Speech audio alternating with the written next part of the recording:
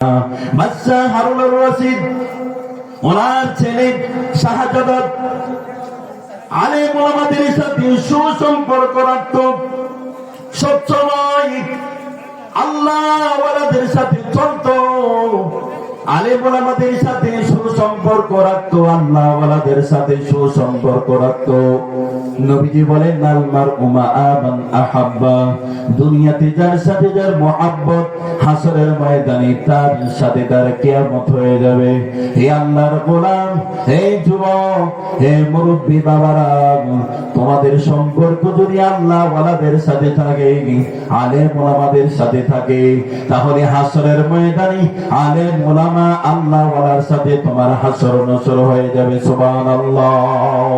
বাদশা হারুনুর রশিদের ছেলে শাহজাদা কবর দেখলে, জানাজার নামাজ দেখলে শুধু কান্দে আর কান্দে আর বলে তারু আনিল জানাইযু কুল্লা ইয়াওম ওয়ায়াহজুনুনি বুকাউন নাকিহাত। ওই বাদশা হারুনুর রশিদের ছেলে কবিতাগুলো বলে আর বলে জানাজা প্রতিদিন আমাকে ভয় দেখায়, প্রতিদিন জানাজার নামাজ আমাকে ভয় দেখায়, এবং বিলাপকারীদের কন্ত্রণের আওয়াজে আমাকে পেরেশান করে তোলে।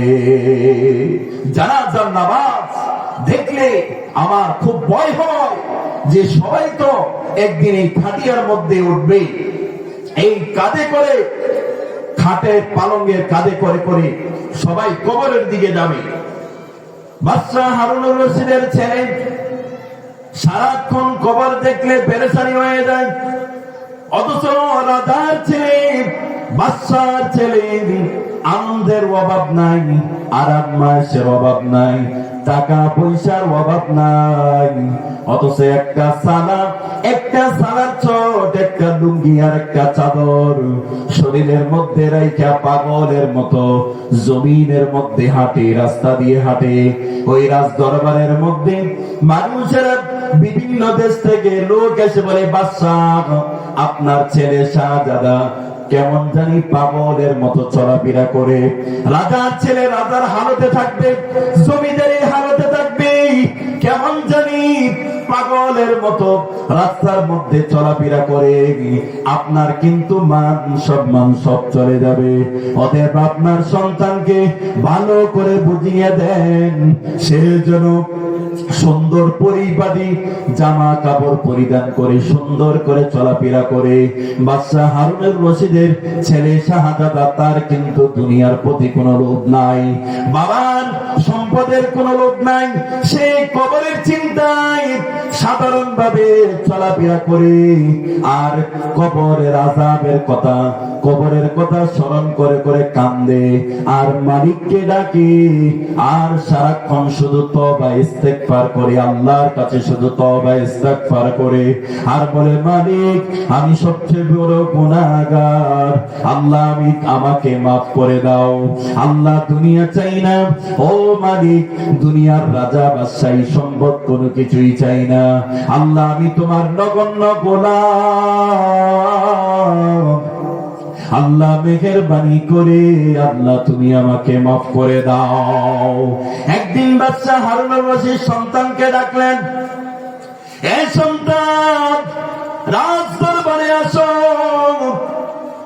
সন্তান রাজ দরবারে আসার পরে মন্ত্রী বলল, জাফনা আপনার সন্তানকে কিছু বলেন, সে পাগলের মতো রাস্তাঘাটে চলাফেরা করে, এইভাবে যদি রাজার সন্তান শাহজাদা যদি এইভাবে চলাফেরা করে আপনার মান সম্মান চলে যাবে। রাজা বাদশা হারুনুর রশিদ বললেন, হে আমার পুত্র শাহজাদা, শোনো, এইভাবে কেন তুমি চলাফেরা করো, তুমি সুন্দরভাবে কি চলাফেরা করতে পারো না? বাদশা হারুনুর রশিদের কাঁধের মধ্যে একটা পাখি ছিল, পাখি। বাদশা হারুনুর রশিদের ছেলে ওই ওনার বাবার কাঁধে পাখিটাকে ইশারা করে বললেন, হে পাখি, মহান রব আল্লাহর কসম, আল্লাহর দোহাই দিয়া বলছি, তুমি আমার হাতের মধ্যে চলে আসো। এই কথা বলতে বলতে পাখিটা বাদশার কাছ থেকে উড়াল দিয়া বাদশা হারুনুর রশিদ ওনার ছেলের হাতের মধ্যে দাঁড়িয়ে যায়। আবার বাদশা হারুনুর রশিদ ছেলে বলে, হে পাখি, আবার বাদশার কাঁধের মধ্যে চলে যাও, বাদশার কাঁধের মধ্যে চলে যাও। তখন সাথে সাথে ওই পাখিটা উড়াল দিয়ে বাদশার কাঁধে চলে যায়। বাদশা হারুনুর রশিদের ছেলে শাহজাদা বলে, আল্লাহ, ও রব্বুল আলামিন, আমাকে কথা বলার আল্লাহ তুমি ক্ষমতা দিয়ে দাও। তখন শাহজাদা বললেন, হে বাদশা হারুনুর রশিদ, আমি দুনিয়া চাই না, আমি দুনিয়ার কোন রাজা বাদশাহী কোন ক্ষমতা চাই না। হে বাবা, আমি দুনিয়ার কোন লোভ লালসা আমি কোনো কিছুই চাই না। বাবা কবরের চিন্তায়, জানাজার পেরেশানি, পরকালের চিন্তায় আমাকে পেরেশান করে তোলে।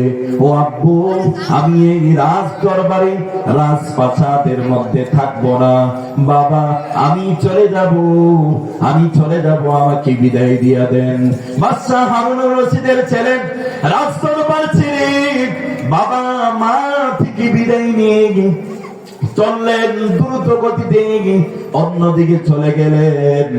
মা চোখের পানি ছেড়ে দিয়া কান্দে আর বলে, সন্তান, তোমার বাবার পরই তো তোমার এই রাজ দরবারে তোমাকে বসতে হবে। বাদশা হারুনুর রশিদের ছেলে বলে, মা, দুনিয়ার বাদশাহী, দুনিয়ার রাজাই, দুনিয়ার সম্পদ আমার দরকার নাই, আমার একমাত্র মহান রব আল্লাহ আমার দরকার। সুবহানাল্লাহ।